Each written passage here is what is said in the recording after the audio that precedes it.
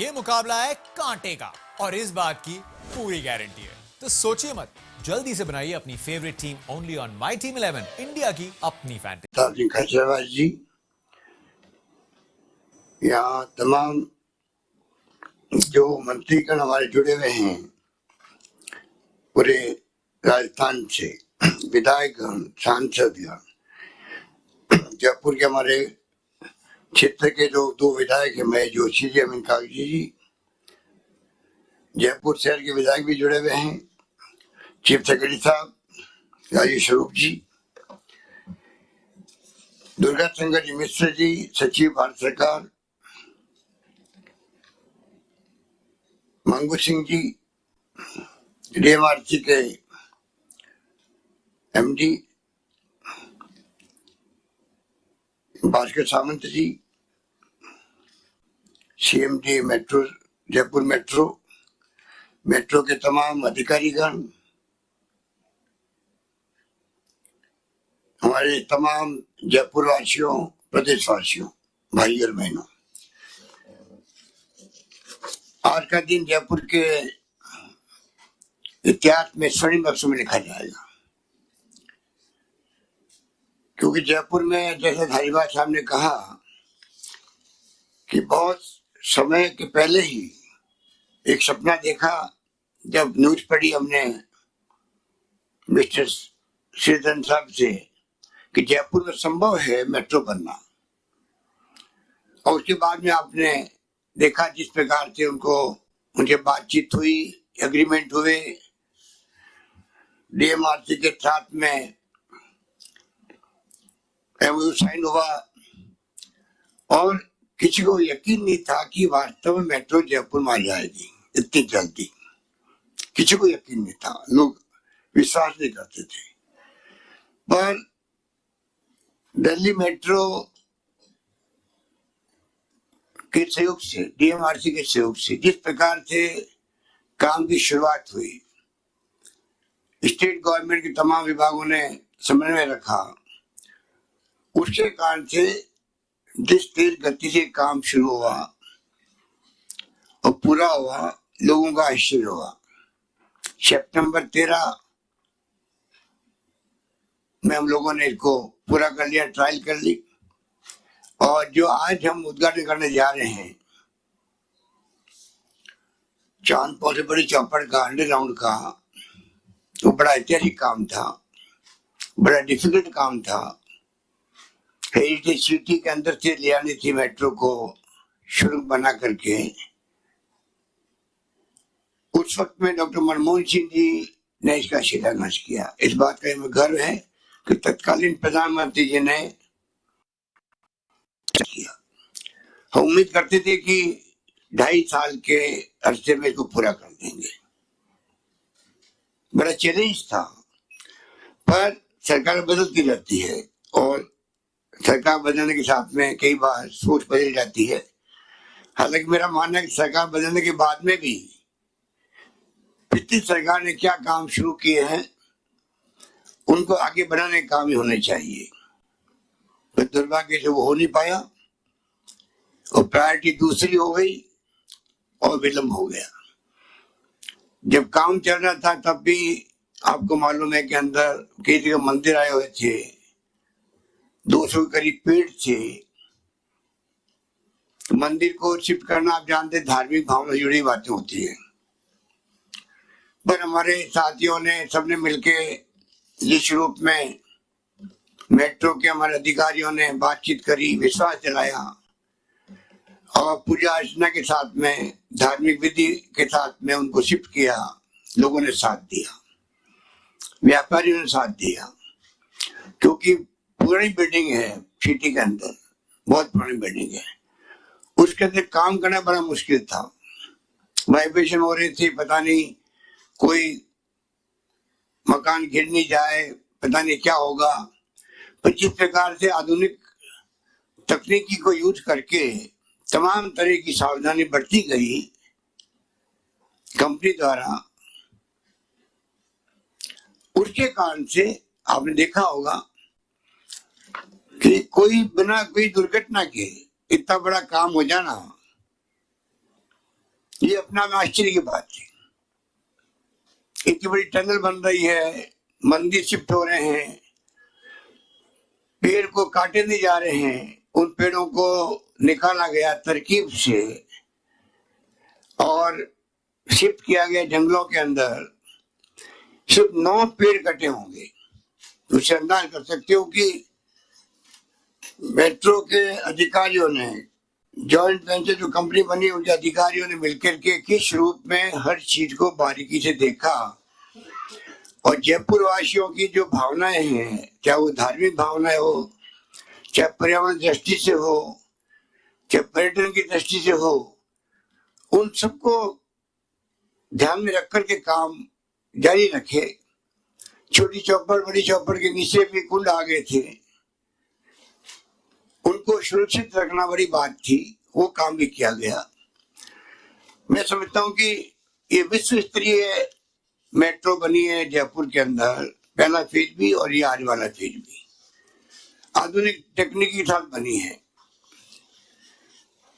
श्री धरम साहब metro man के रूप में पॉपुलर हुए उस वक्त भी हमारे देश को गर्व होना चाहिए कि जो बात मैं आज जयपुर के लिए कह रहा हूँ, उस बात दिल्ली के अंदर जब मेट्रो बन रही थी तो लोगों को विश्वास नहीं था, ना देशवासियों को ना दिल्ली वासियों को, कि मेट्रो बन जाएगी अंडरग्राउंड ओवरग्राउंड।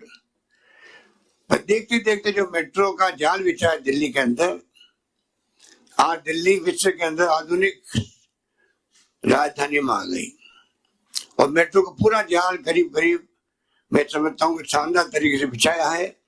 ये हमारे देश के इंजीनियरों का, टेक्नीशियनों का जो उनकी प्रतिभा है उनको प्रकट करता है कि देश के नागरिक, हमारे नौजवान कितने बड़ा चैलेंज को पूरा कर सकते हैं, ये साबित करता है। दिल्ली मेट्रो ने वास्तव में बहुत गजब का काम किया। मैं श्रीधरन साहब के साथ साथ मांगू सिंह जी जुड़े हुए रहे हमेशा उनके साथ में, उनके बड़ा योगदान रहा जयपुर के अंदर भी।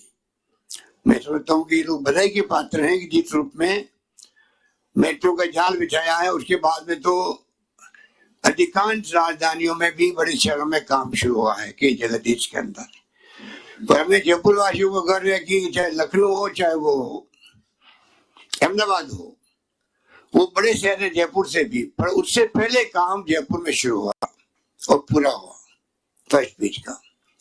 धारीवाल साहब जानते हो कि ये तीसरी बार इस विभाग के मंत्री बने हैं, 20 साल से मंत्री बने हैं 20 साल में।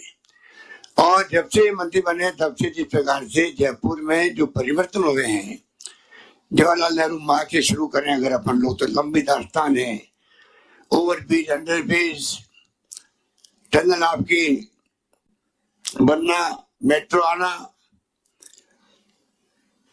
मेरे ख्याल से ये जयपुर का ध्यान रखते हैं और कोटा का ध्यान रखते हैं। मैं इनको शिकायत करता हूँ आप कोटा के साथ में जोधपुर का मेरा ध्यान भी रखो और राजस्थान के सब शहरों का ध्यान रखो।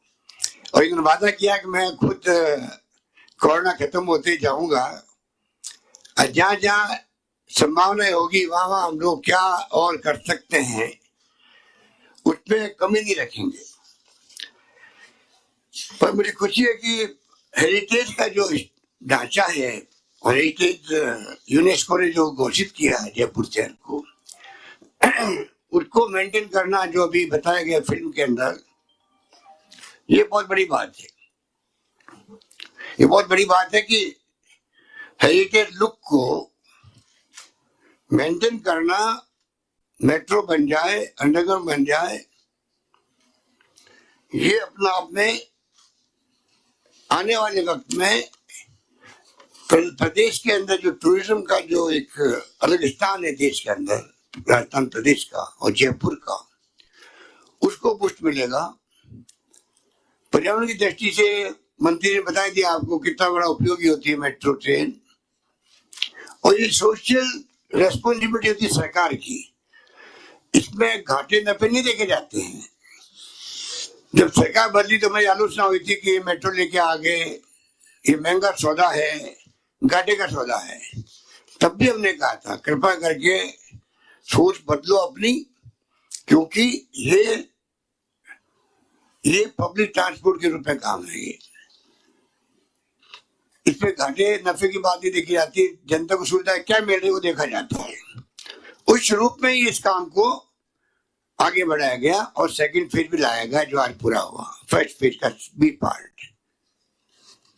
और जो सपना है हमारा सीतापुरा से अम्बावाड़ी का करीब 22 किलोमीटर का, उसको भी आप जानते हैं कि बहुत प्रायोरिटी दी हुई है, पर कोरोना आने से जो अर्थव्यवस्था बिगड़ी है देश की भी प्रतिशतों की, उसके कारण भी और कोरोना के माहौल के कारण भी, जब सोशल डिस्टेंसिंग रखने की बात है, मास्क लगाने की बात है, लॉकडाउन बहुत लंबा चला, तो हमारा वो प्रोजेक्ट जो डिले हो गया।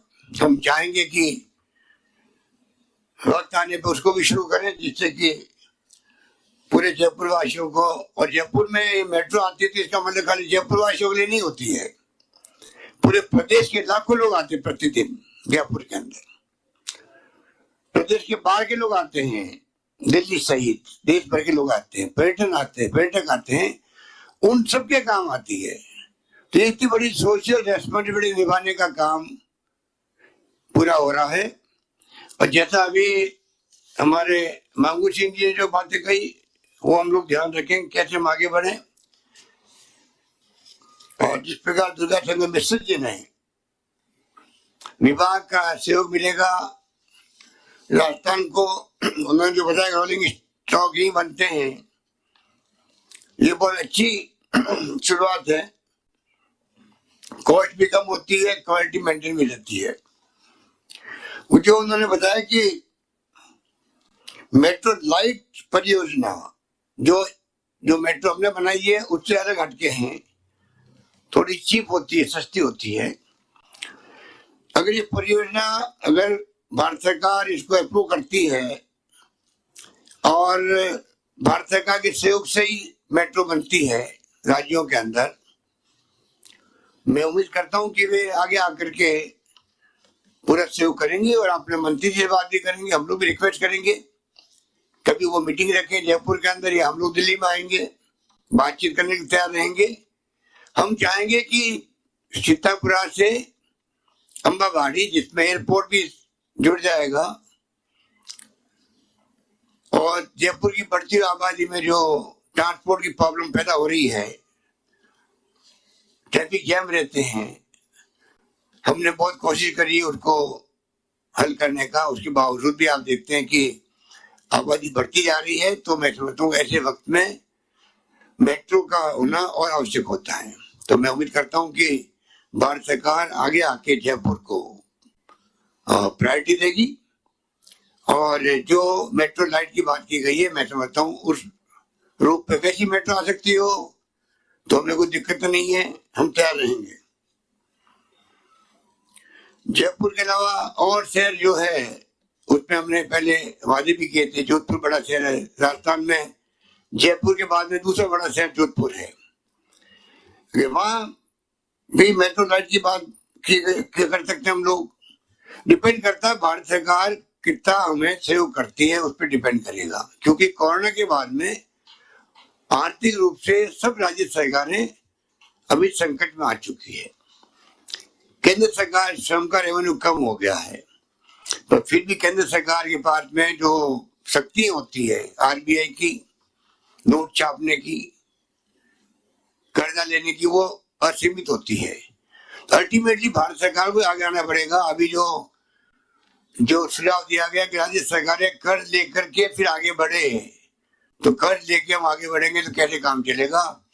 उसके लिए हम प्रधानमंत्री जी को रिक्वेस्ट करेंगे कि आप अपनी जो पॉलिसी है वो चेंज करें, केंद्र सरकार लोन लेवे, और जो हक है राज्य सरकारों का जीएसटी का, वो तो लिखित में समझौता है भारत सरकार के साथ में कि भारत सरकार जीएसटी की पूर्ति करेगी राज्यों को 5 साल तक।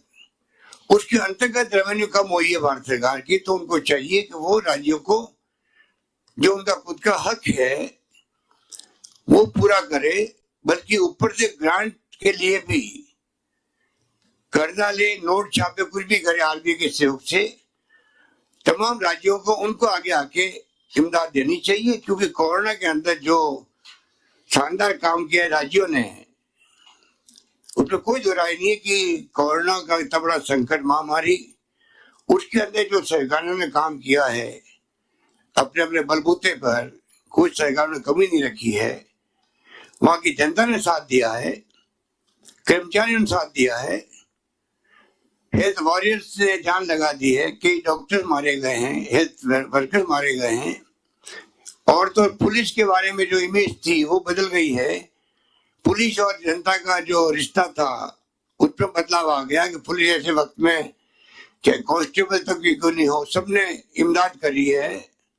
चाहे वो सोशल कमिटमेंट निभाने की बात हो, जनता के साथ में सेव करने की बात हो, उसमें कोई कमी नहीं रखी। तो ये जो माहौल बदला है कोरोना के माध्यम से, इसमें रेवेन्यू कम हुई तो लॉकडाउन के कारण कम हुई, बहुत टाइम लगेगा वापस ठीक होने में। तो वैसे भी देश के हालात बड़े गंभीर हैं इकोनॉमिक फ्रंट के ऊपर। तो भारत सरकार को 20 लाख करोड़ का जो पैकेज दिया है वो लोन बेसिस पैकेज है, उससे काम नहीं चलेगा। कैसे आप ग्रांट दो, कैसे आप जीएसटी की भरपाई करो, ये तमाम काम वो जल्दी शुरू करने चाहिए जिसकी राज्य सरकार अपने पैरों पे खड़े होकर काम कर सके। हम अपने वित्तीय मैनेजमेंट के माध्यम से चला रहे हैं। कई राज्य सरकार तो 3-3 महीने से तनख्वाह नहीं दे पा रही कर्मचारियों की, स्थिति बन गई देश के अंदर। और कई राज्य सरकार कह रही हमारी स्थिति बन सकती है अच्छी। तो ये मुबारक मौका है और मैं उम्मीद करता हूं कि स्मार्ट सिटी और हाउसिंग की जो पॉलिसीज है मंत्रालय की, उसमें हमारे मिश्रा जी ने ठीक कहा कि वो काम भी राज्यों में जहाँ सिटी के चयन हो चुके हैं उनमें राजस्थान भी, हम काफी जगह आगे निकले, काफी जगह पिछड़ गए थे। उनको हमारे मंत्री महोदय लगे हुए हैं काम में, कैसे स्मार्ट सिटी का काम टाइम पे पूरा हो। मैं मिश्रा जी से कहना चाहूंगा कि जो शहर बच गए हैं, जोधपुर के अलावा भी है, भरतपुर है, बीकानेर है, उनको भी आने वाले वक्त में कोई तरीका निकाले, चाहे स्मार्ट सिटी का नाम दें चाहे और कोई नाम दें, परंतु उनको भी वहां भी तलब है विकास की, कैसे हम लोग इंफ्रास्ट्रक्चर मजबूत करें। ये हमारी आपसे गुजारिश रहेगी। और मैं उम्मीद करता हूं कि जिस प्रकार से आज ये प्रोग्राम संपन्न होने जा रहा है, अब वो खुशी इस बात की है कि हमारे जो आज पहले ट्रेन की ऑपरेटर है वो सुश्री शेफा जी महिला है। तो महिला के हाथों से शुभ काम हो रहा है और मैं उम्मीद करता हूं कि आने वाले वक्त में बहुत पॉपुलर ट्रेन रहेगी, मेट्रो ट्रेन रहेगी पॉपुलर, और इसका लाभ प्रदेशवासी उठाने में कामयाब रहेंगे। मैं इस बात के लिए दुर्गा शंकर मिश्रा जी का, डॉक्टर मांगू सिंह जी का बहुत आभारी हूँ कि उन्होंने दिल खोल के अपनी बातें कही और इस प्रोग्राम में वो उपस्थित रहे। और मैं समझता हूँ कि उनके आने मात्र से ही आने वाले वक्त में क्या क्या योजना बन सकती राजस्थान की, उसके बारे में भी, और मेट्रो की क्या संभावनाएं हैं उसके बारे में हमारे प्रदेशवासियों का भी एक कॉन्फिडेंस बढ़ेगा। और सरकार का भी मैं समझता हूँ कि जो सोच है वो सोच आगे बढ़ेगी। हम लोग सब मिलकर के केंद्र सरकार के सहयोग से कैसे राजस्थान में हम लोग अर्बन एरिया में डेवलपमेंट करने में कामयाब हो, उसमें हमें केंद्र सरकार का पूरा सहयोग मिलेगा। यही बात कहता हूँ मैं तमाम हमारे जयपुर मेट्रो, दिल्ली मेट्रो के तमाम अधिकारियों को। उनकी रात दिन की मेहनत का परिणाम है कि ये दिन आज आया है। और जो मेट्रो बनाने में जो हमारे जितने भी टेक्नीशियंस, इंजीनियर्स, मजदूर जिन्होंने जान लगा के काम किया है, उन सबको मैं बहुत बहुत मुबारकबाद देता हूँ। धन्यवाद। जय हिंद। धन्यवाद। धन्यवाद। एक बार की शिकायत है, जो लोग खड़े हैं सामने दिख रहे हैं, जो बैठे हैं वो तो बिल्कुल ठीक बैठे हैं, सोशल डिस्टेंसिंग से बैठे हैं, मास्क लगा बैठे हुए हैं। पर जब महेश जोशी जी, अमीन कागजी जी बैठे हैं जनप्रतिनिधि, वहां पे जो है मास्क तो लगाया हुआ है पर सोशल डिस्टेंसिंग नहीं है। और जयपुर में और राजस्थान में संख्या बढ़ रही है, हमारे लिए चिंता का विषय बना हुआ कोरोना को लेके। टॉप प्रायोरिटी की बात है हमारे लिए, हम कैसे सोशल डिस्टेंसिंग मेंटेन करवाएं, 144 भी लगाया गया है। पर अगर अंदर भी कोई मीटिंग होती है, कोई हॉल के अंदर भी, या अभी जहाँ आप लोग बैठे हैं, तो सोशल डिस्टेंसिंग मेंटेन करना ही व्यक्ति आवश्यक है, तब जाके आप कोरोना के ग्राफ को नीचे ला पाओगे। धन्यवाद। धन्यवाद माननीय मुख्यमंत्री महोदय, विकास की अपनी दूरगामी सोच हमसे शेयर करने के लिए और हमारा उत्साहवर्धन करने के लिए, और आखिर में यह भी बताने के लिए कि हमें राजस्थान सतर्क है, इसका ध्यान रखना है, सामाजिक दूरी बनाए रखनी और मास्क का पूरा ध्यान रखना है। इसके साथ ही हम कार्यक्रम के सबसे महत्वपूर्ण पड़ाव पे आ गए हैं। राजस्थान की पहली अंडरग्राउंड मेट्रो के ई लोकार्पण के लिए, बटन दबाकर ई लोकार्पण के लिए मैं माननीय मुख्यमंत्री महोदय और माननीय मंत्री महोदय से विनम्र निवेदन करता हूँ। आइए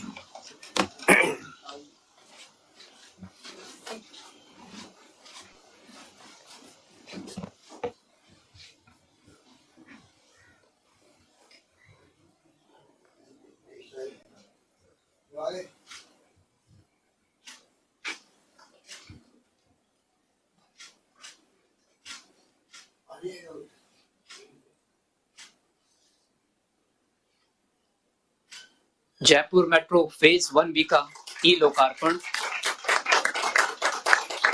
पूरे प्रदेश और जयपुर हम सब के लिए बहुत गौरव के पल। धन्यवाद।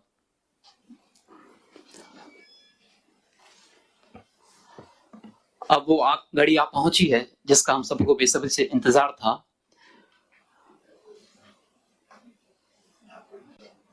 शीघ्र ही माननीय मुख्यमंत्री महोदय बड़ी चौपड़ से छोटी चौपड़ होते हुए चांदपौल और फिर अंतिम गंतव्य मानसरोवर के लिए हरी झंडी दिखाकर मेट्रो ट्रेन को लोकार्पित करने के बाद रवाना करेंगे। मैं माननीय मुख्यमंत्री महोदय से निवेदन करूंगा कि कृपया हरी झंडी दिखाकर इस पहली ट्रेन को। पुलकित जी, एक बार आप कुछ बोलिए। पुलकित जी, पुलकित जी, आप सुन पा रहे हैं? पुलकित जी,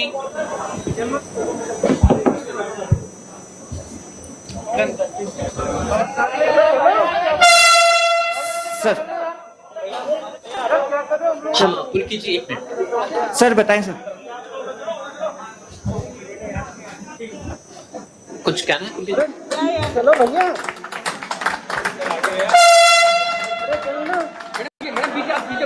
चल चल चल चल।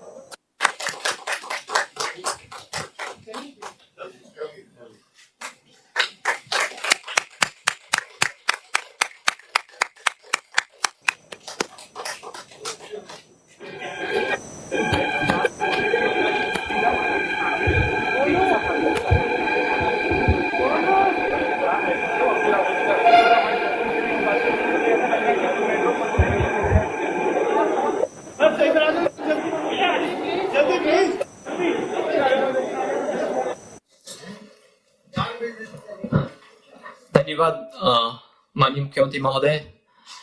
बरसों की मेहनत आज रंग लाई है और देखिए कितनी तेजी से हमारी मेट्रो चल पड़ी है। मैं माननीय नगरीय विकास मंत्री महोदय से निवेदन करूंगा कि स्मृति स्वरूप मेट्रो का लघु जो मिनिएचर है माननीय मुख्यमंत्री महोदय को भेंट करें। वो आपको हमेशा जयपुर मेट्रो की याद दिलाता रहेगा। आप नए संकल्प लेते रहेंगे और हम नई नई शाखाओं में नेटवर्क पे मेट्रो का विस्तार करते रहेंगे।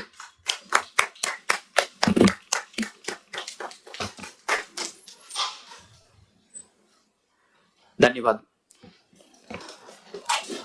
कार्यक्रम के अंत में आभार प्रदर्शन के लिए मैं जयपुर मेट्रो के डायरेक्टर ऑपरेशन मुकेश कुमार सिंघल साहब से आग्रह करूंगा। सबसे पहले तो मैं माननीय मुख्यमंत्री महोदय का आभार व्यक्त करना चाहूंगा कि उन्होंने अपने आशीर्वचनों से हमें संबोधित किया और आज के इस शुभारंभ का निर्देशन किया। मैं आज नगरीय विकास एवं आवासन मंत्री और आज के कार्यक्रम में वेब लिंक से जुड़े हुए अन्य मंत्रीगण, सांसदगण, विधायकगण और अन्य जनप्रतिनिधि गणों का भी आभार व्यक्त करना चाहूंगा कि उन्होंने आज जुड़कर इस कार्यक्रम की शोभा बढ़ाई। साथ ही मैं विशेष रूप से सचिव शहरी विकास मंत्रालय भारत सरकार और दिल्ली मेट्रो के प्रबंध निदेशक महोदय का भी आभार व्यक्त करना चाहूंगा जिन्होंने दिल्ली से हमारे साथ जुड़कर हमारे साथ अपने विचार व्यक्त किए। साथ में मैं मुख्य सचिव राजस्थान सरकार और अन्य सभी वरिष्ठ अधिकारी राजस्थान सरकार, साथ ही जयपुर मेट्रो के निदेशक मंडल के सदस्यगण जिन्होंने हमेशा हमारा उत्साहवर्धन किया है, उनका भी मैं आज इस अवसर पर मैं आभार व्यक्त करना चाहूंगा। आज के इस कार्यक्रम को जो प्रिंट और इलेक्ट्रॉनिक मीडिया के सभी साथीगण जिन्होंने आज कवर किया है, उनका भी मैं बहुत बहुत आभार व्यक्त करना चाहूंगा। सोशल मीडिया साइट के माध्यम से बहुत सारे लोग हमारे साथ आज लाइव जुड़े हुए हैं। उन सभी हमारे साथ जुड़े हुए अतिथिगण और प्रदेश के देशवासियों का भी मैं बहुत बहुत आभार व्यक्त करना चाहूंगा कि उन्होंने इस कार्यक्रम को आज हमारे साथ में लाइव देखा। और अंत में मैं मुख्यमंत्री कार्यालय के सभी अधिकारी और कर्मचारीगण जिनके रात दिन प्रयास से यह कार्यक्रम आयोजित हो पाया, उनको भी मैं बहुत बहुत आभार अपने जयपुर मेट्रो परिवार की तरफ से करना चाहूंगा कि उनके प्रयास की वजह से ये कार्यक्रम हम लोग कर पाए। अंत में मैं सभी लोग जो इस कार्यक्रम को देख रहे हैं उनको यह बताना चाहूंगा जयपुर मेट्रो की तरफ से कि आज शाम को 4 बजे से हमारी रेगुलर जो सेवाएं हैं वो प्रारंभ हो रही हैं। आप सभी से हमारा जयपुर मेट्रो की तरफ से अनुरोध है कि आप कृपया आएं और सोशल डिस्टेंसिंग का, जैसा कि मुख्यमंत्री महोदय ने कहा, सोशल डिस्टेंसिंग का पालन करते हुए इस यात्रा का आनंद लें। हमने इस यात्रा में चूंकि कोरोना के चलते बहुत सारे ऐसे कदम उठाए हैं जिससे कि हम किसी भी तरह से सोशल डिस्टेंसिंग में पीछे न रहें। एक तो हम स्मार्ट कार्ड के द्वारा ही अभी ये यात्रा करा रहे हैं, जिससे कि टोकन में जो लेन देन में जो ये फैलता है, कोरोना फैलता है, उसको हम दूर कर सकें। साथ ही सोशल डिस्टेंसिंग के लिए हमने बहुत सारे ऐसे उपाय किए हैं।